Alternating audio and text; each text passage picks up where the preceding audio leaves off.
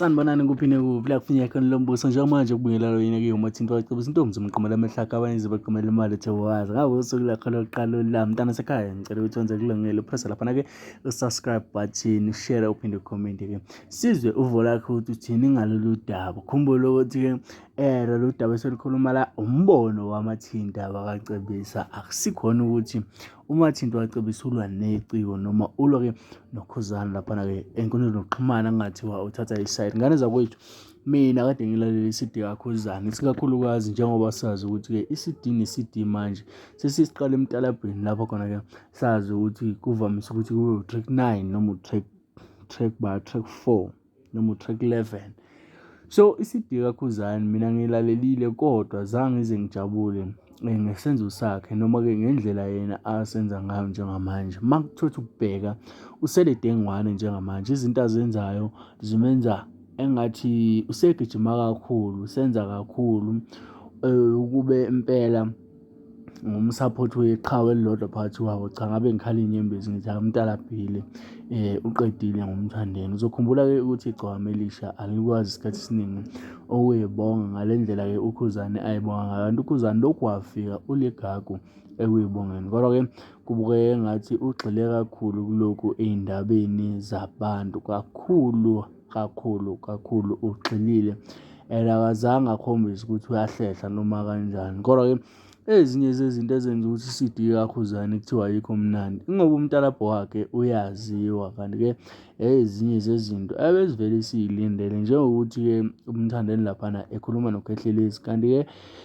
labuye lavela iqiniso ngaphambi kokuba sebeyikhulumile bona futhi ey'nkundleni zokuxhumana lapho khona-ke umthandeni owangayi-answer ngakhona ifoni uthe sey-answer wathi-ke usemgwaqweni kunamaphoyisa. Kodwa-ke ukhuzani wabe-ke eseveza ukubhodla kwakhe ngaleyo nto ukuthi-ke igcokama laliqamba amanga ukuthi-ke lisemgwaqweni, lalibaleka lingasafuni ukubamba ifoni. Umbuzo wami uthi-ke right, ma bebaleka yebo siyavuma ubalekile, kodwa-ke ifoni beseyibambelani na? Akafikanga nemcimbini wafika wakhokhela leyo mali.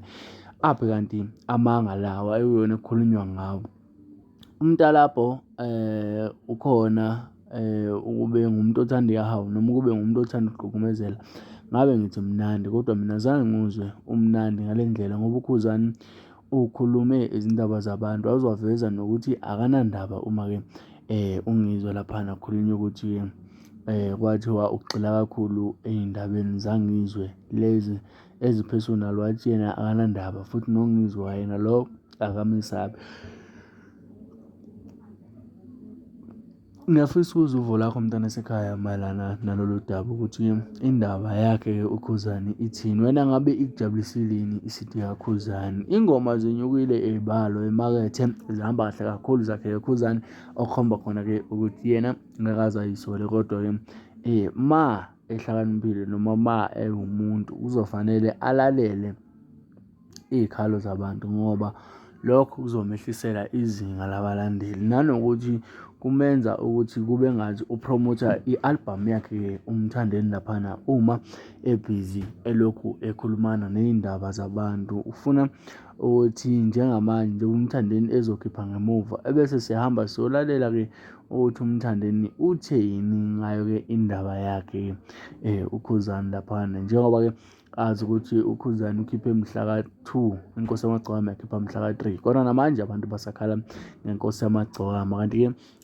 omunye umhlaziyi laphana-ke ku-TikTok wathi-ke ukhuzani akabuyisele igama lakhe ingane ukancane ngoba vele yena akalisebenzisi kunalokho ukuthi alisebenzise kahle udlala ngalo. Ngiyafisa ukuzwa uvo lakho lana mntana esekhaya ukuthi wena uthini ngalolu daba lokuthi-ke ukhuzani uxhaphaza igama mahhala nje alubuyiselwe kukancane laphana-ke igama. Uzokhumbula ukuthi ukancane efika emculweni ube ukhuzani Ndlovu waselishintsha-ke kodwa igama ngoba ubethanda ukuthi abrende into yakhe kahle iphinde futhi ime kahle ifaneleke into yakhe laphana-ke ey'nkundleni zokuxhumana. Mina ngane wethu sengiphuma kanje ngalesi sikhathi ngicela ukuthi ungakhohlwa ukusubscribe, ushare uphinde ucommente, ungakhohlwa ukungilandela ey'nkundleni zokuxhumana. Ingabe-ke uTikTok kuphinde kube uFacebook kube wona laphana uTwitter kube wona Instagram uphinde kuzoba yona-ke uWhatsApp 07984141 futhi 63. Ngabe-ke ufuna sikuvezele umsebenzi wakho sithola khona lapho kuTikTok zonke iy'nkundla zokuxhumana uthi @GuluvaTV. Sengihemba.